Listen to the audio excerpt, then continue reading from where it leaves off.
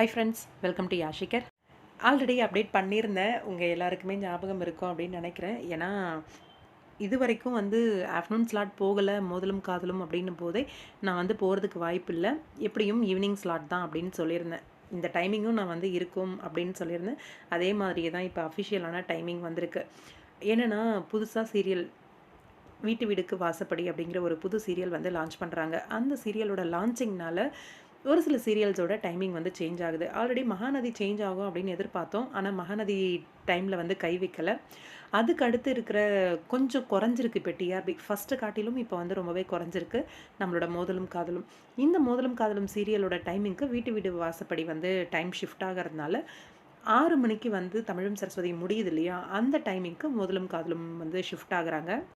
இப்போ வீட்டு வீடுக்கு வாசப்படி 6:30க்கு 6:00 மோதலும் காதலும் அப்படிங்கிற மாதிரி அஃபிஷியலான டைமிங் அனௌன்ஸ்மெண்ட் வந்துருச்சு. வர திங்கட்கிழமை ஏப்ரல் 22 திங்கள் முதல் வெள்ளி வரைக்கும் நம்மளோட விஜயில் 6 மணிக்கு மோதலும் காதலும் டெலிகாஸ்ட் ஆகும். அதே மாதிரி வீட்டு வீடுக்கு வாசப்படி 6:30க்கு டெலிகாஸ்ட் ஆகும். 7:00 நம்மளோட மகாநதி சீரியல் டெலிகாஸ்ட் ஆகும். நான் ஆல்ரெடி சொன்ன மாதிரி குளோபல் வில்லேஜஸ் சீரியல் ரெண்டுமே சேம் அடுத்தடுத்து வைக்கிறதுக்கு ஒரு ரீசனும் இருக்குது அப்படின்னு சொல்லியிருந்தேன். என்னென்னா தேவைப்படும் போது மகாசங்கமும் வச்சுக்கலாம். அதே மாதிரி அடுத்தடுத்து இருந்துச்சு அப்படின்னா இவங்களுக்கு ப்ரமோஷனுக்கு ரொம்பவே ஹெல்ப்ஃபுல்லாக இருக்கும். இப்போதைக்கு மகாநதிக்கு பிரச்சனை கிடையாது. ஆனால் அப்கமிங்கில் டிஆர்பி ரொம்பவே கம்மியாச்சு அப்படின்னா கண்டிப்பாக ப்ராப்ளம் தான்.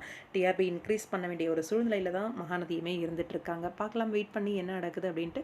ரசிகர்கள் இப்போ ரொம்பவே ஜாஸ்தியாக தான் பார்க்க ஆரம்பிச்சிருக்காங்க.